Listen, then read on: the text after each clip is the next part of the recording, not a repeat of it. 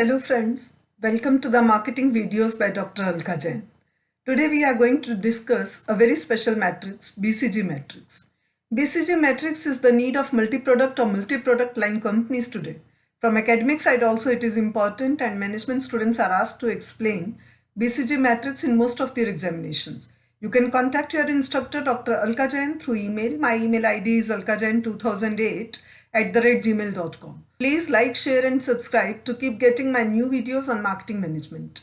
We will cover the following concepts in this video: categorization of business units in a company, development of BCG matrix and PLC, business unit strategies, benefits and limitations of BCG matrix.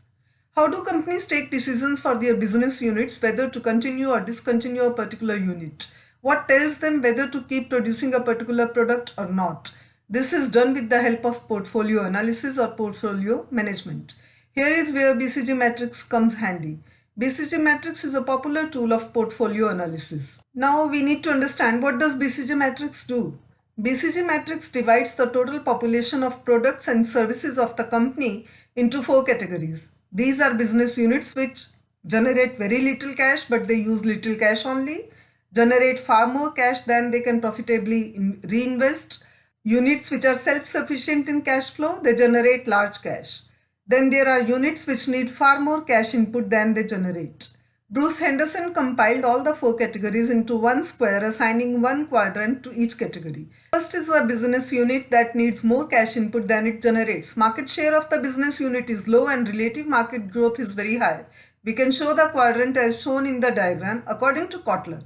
Question marks are businesses that operate in high growth markets but have low relative market shares. He also says that the term question mark is appropriate because the company has to think hard about whether to keep pouring money into the business. Second category of business units is the one, and this means their market share as well as the growth is high. Kotler also says that stars are market leaders in a high growth market. A star was once a question mark, but it does not necessarily produce positive cash flow. The company must still spend to keep up with the high market growth and fight off competition. Third is the group of products which are bringing steady income to the company. Their market share is high but the growth rate is low. About cash cows, Kotler says that cash cows are former stars with the largest relative market share in a slow growth market.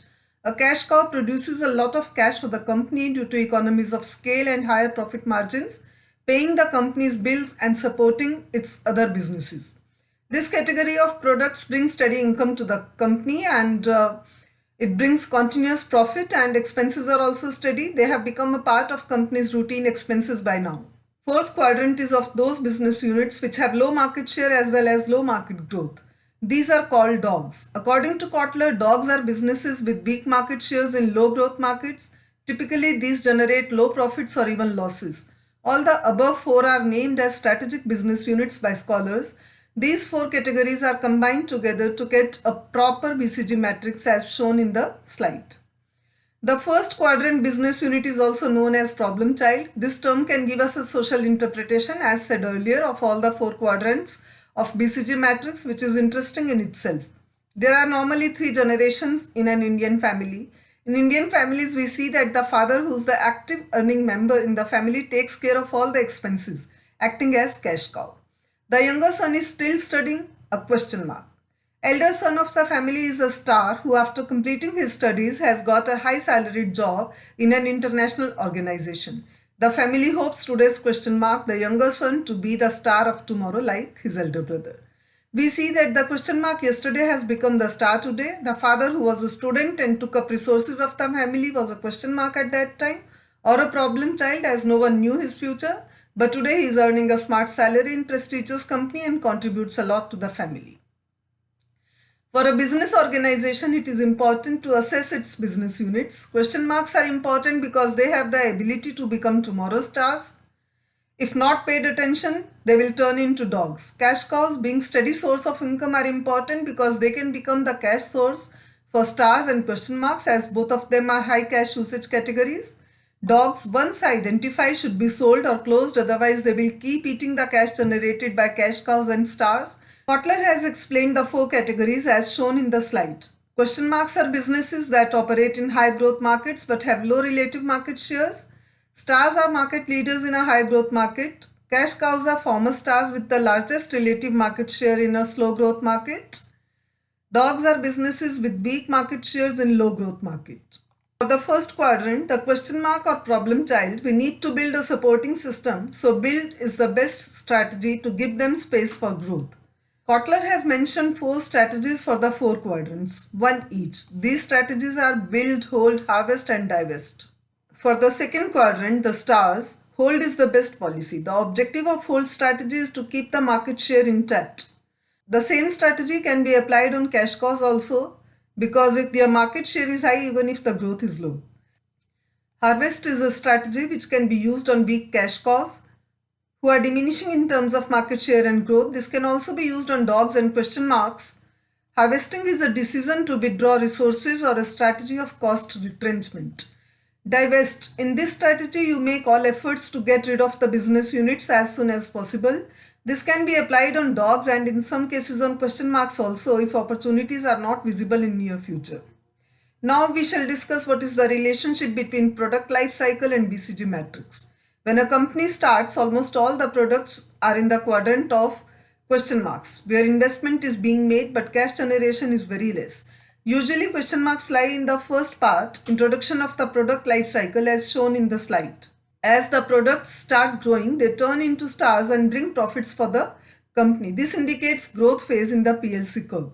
Maturity phase is for cash cow products which have established themselves in the market with a huge market share, but now the growth line is not increasing. Dogs are in the decline phase where no profit is being generated by them and it becomes harmful for the company to continue such products or business units. Now we'll discuss what are the benefits of BCG matrix. BCG matrix simplifies the decision-making process of resource allocation.